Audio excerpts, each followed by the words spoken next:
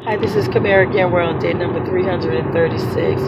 1 Corinthians chapter 12 through 14. Starts off with Paul discussing spiritual gifts. And he points out that it is God's Spirit who designates what spiritual gift a person gets. Then he talks about some of these different spiritual gifts, just some of them. He don't discuss many. Paul then discusses the body of Christ, how we believers all make up the body of Christ. Parts we regard as being honorable and are clothed with the greatest care. He says here that honorable parts don't require this special care. And then he says if one of the body parts suffer, then the entire body suffer. And you can think about your body when one part of your body suffers. Excuse me. The entire body suffers. If your pinky suffers, the entire body suffers. Your ear, your eye, your head, the entire body is affected by that. So he says some parts are weak and the least important are actually the most necessary. Isn't that something? Those that are weak and that seem to be least important are actually the most necessary. It's something for us to really think on. He talk about some of the different parts, the hand, the leg, or whatever, but he's talking about the apostles, the teachers, the leadership. These are some of the members of the body. Leadership, some have gifts of healings, miracle workers, helpers to others. Those are some of the parts. Paul points out that regardless of the gift or the member of the body, if there's no love in that person, it simplifies no love. If there's no love in that person's heart, they gain nothing. So it doesn't matter, excuse me, if they have the best singing voice, they play the best instrument, if they seem to be the best leader, very good at leading, if they're the best usher, even if they're the best maintenance worker, if there is no love, then nothing is gained. They gain nothing.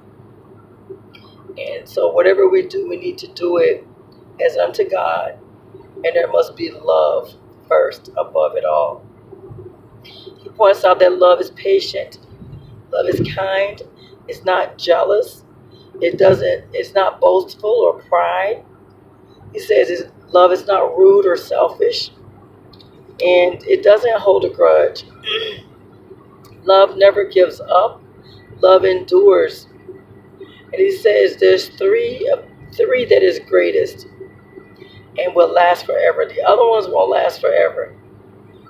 These three are love, faith, and hope. Those right there, guys. Love, faith, and hope. The greatest of them all is love. And that's something.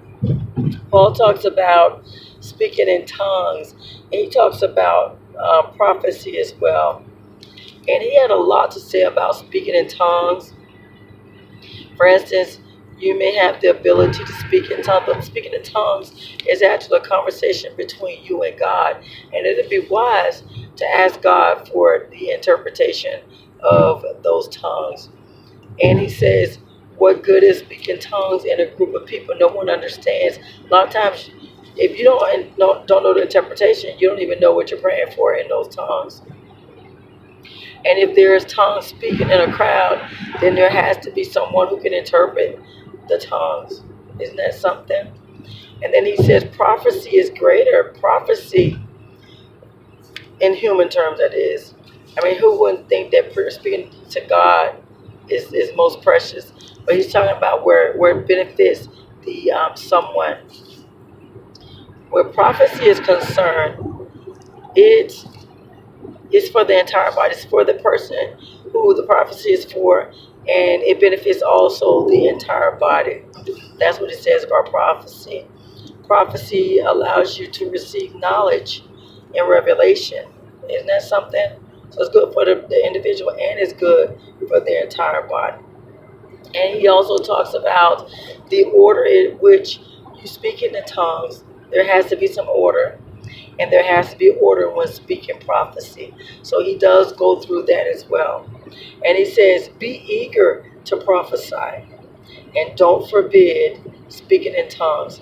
But he said, when you do these things, do them properly and in order. Makes a lot of sense. Makes a lot of sense. Because we don't want to just kick God's gifts to the curb because we don't understand. We have to seek God for understanding, wisdom, and knowledge with these gifts. Also, with the talents that He gives us, the gifts, the spiritual gifts, we do need God's direction, His wisdom, knowledge, and understanding how to use those gifts that He gives us. So there you have it, guys. Day number 336, 1 Corinthians chapter 12 through 14. You have a God-filled blessed day.